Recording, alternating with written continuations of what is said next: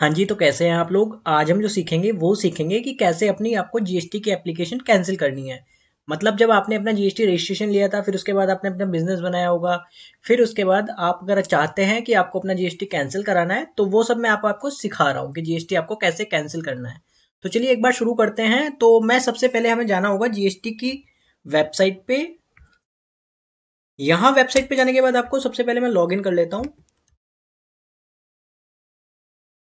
यहाँ पे मैंने जीएसटी पे लॉगिन कर लिया है। उसके बाद सबसे पहले आपको जाना है सर्विसेज पे, और यहाँ पे आपको रजिस्ट्रेशन पे जाना है। और यहाँ पे हमको सबसे पहले जाना है application for cancellation of registration, और इसके बाद मुझे इस पे क्लिक कर देना है। इसके बाद यहाँ पे वो आपसे पूछेगा कि एप्लीकेशन कैसे कैसे है, तो यहाँ पे सारी आपकी डिटेल्स दी हुई होगी। इसके बाद आप यहाँ पे अपना एड्रेस, अगर आपका कोई एड्रेस आपने चेंज किया है तो आप वो डालेंगे कम्युनिकेशन के लिए, otherwise address as same above. जैसे आपका पहला एड्रेस पड़ा हुआ था वैसे ही यहाँ पे फिल हो गया है। फिर उसके बाद सेव एंड कंटिन्यू करेंगे। इसके बाद आपको देखेंगे तो यहाँ पे आपको आपकी कुछ रीजंस मालूम कर रहा है कि किस रीजन से आप जीएसटी कैंसिल कर रहे हैं। तो अगर मैं सारे रीजंस आपको बताऊं, देखो सबसे पहले रीजन है change in the constitution of business. मान लीजिए आप पहले प्रोपराइटर थे, फिर पार्टनरशिप में आए, या आप पार्टनरशिप में थे प्राइवेट लिमिटेड में आए, या प्राइवेट लिमिटेड थे कंपनी में। मतलब आप अपना कॉन्स्टिट्यूशन चेंज कर रहे हैं। कंपनी टू प्रोपराइटरशिप भी हो सकता है, प्रोपराइटरशिप टू कंपनी भी हो सकता है। दूसरा फिर यहाँ पे रीजन वजह है ceases to be light to pay tax. आपको टैक्स ही नहीं पे करना है, आप सीज्ड हो चुके हैं टैक्स पे करने के लिए। लाइक कोई ऐसी गुड्स एग्जेम्पशन है जिसमें आपको रजिस्ट्रेशन की जरूरत नहीं है और आपको टैक्स पे करने की जरूरत है, तो भी आप यहाँ पे अपना जीएसटी कैंसिल करा सकते हैं। फिर डिसकंटिन्यूएशन ऑफ बिजनेस या क्लोजर ऑफ बिजनेस, तो ये भी एक अच्छा ऑप्शन है। फिर उसके बाद अदर्स, अदर्स में कोई स्पेसिफिक आपके पास रीजन है आप वो डाल सकते हैं। फिर transfer of business on account of amalgamation, merger, demerger. आपकी दो कंपनी से दो कंपनी को मिला के एक कंपनी में मर्ज कर लिया है, या एक कंपनी से दो कंपनियों में मर्ज कर लिया है। इस तरीके मर्जर डीमर्जर दोनों यहाँ पे इंक्लूडेड है। फिर डेथ ऑफ सोल प्रोप्राइटरशिप। मान लीजिए आपका कोई प्रोप्राइटर की डेथ हो गई है। Even in case of partnership ये भी आप कर सकते हैं। अगर आपको पार्टनरशिप बंद करनी है तो वहां पे आप अदर रीजन डाल सकते हैं। तो यहाँ पे मैं डाल रहा हूँ डिसकंटिन्यूएशन ऑफ बिजनेस, क्योंकि हमारे क्लाइंट का जो डिसकंटिन्यूएशन है वो बिजनेस क्लोज हो चुका है, अब उसको डिसकंटिन्यू कर दिया है। तो मैंने ये रीजन सेलेक्ट कर लिया।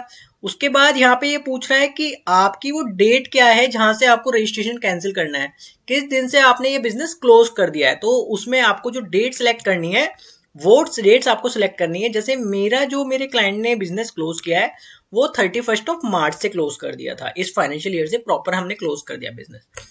इसके बाद यहाँ पे आपको आपकी कुछ लाइबिलिटीज दिखाएगा। अगर वे लाइबिलिटी आपको पे करनी होंगी या ऐसी कुछ लाइबिलिटी आपके पास आ रही होगी तो आप यहाँ पे डालेंगे, सारी चीजें डालेंगे, स्टॉक्स वगैरह क्या है और आपका टैक्स पेबल कितना बैठेगा। मेरे केस में कुछ नहीं है, सब कुछ जीरो है।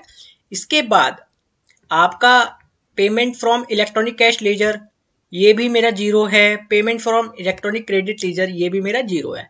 भले यहाँ पे कुछ पड़ा हुआ है बैलेंस, लेकिन ये मेरे किसी यूज का नहीं है, तो इसको हम छोड़ रहे हैं क्योंकि हम मुझे आगे के कोई बिल नहीं काटने हैं। इसके बाद यहाँ पे debit entry number and all, ये सब कुछ नहीं डालना है मुझे। मैं यहाँ पे सेव एंड कंटिन्यू पे क्लिक कर रहा हूँ। इसके बाद आप देखेंगे यहाँ पे वो वेरिफिकेशन मांग रहा है, हम यहाँ पे सबसे पहले ये क्लिक कर देंगे। उसके बाद प्रोप्राइटर का नाम यहाँ पे सिलेक्ट कर लेंगे और प्लेस हम यहाँ पे डाल देंगे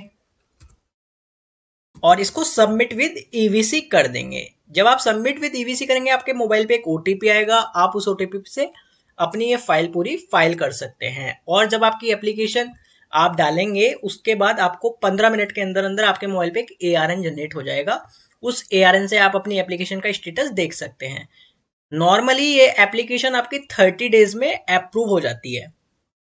उसके बाद जब आपकी एप्लीकेशन अप्रूव हो जाएगी और ऑर्डर ऑफ कैंसिलेशन आ जाएगा जीएसटी डिपार्टमेंट की तरफ से, तब आपको एक जीएसटीआर 10 जो फाइनल रिटर्न होती है वो जरूर फिल करनी है। अगर आप वो फिल नहीं करते उसमें 10,000 तक की पेनल्टी है, तो उसको आप इस ऑर्डर के बाद जरूर फिल करना। मैं उसके लिए एक अलग सेशन बना दूंगा कि जीएसटीआर 10 कैसे फाइल करना है। तो आज की वीडियो को फिर यहीं पे खत्म करते हैं। तो चलिए मिलते हैं अगली वीडियो में। That's all, thank you very much.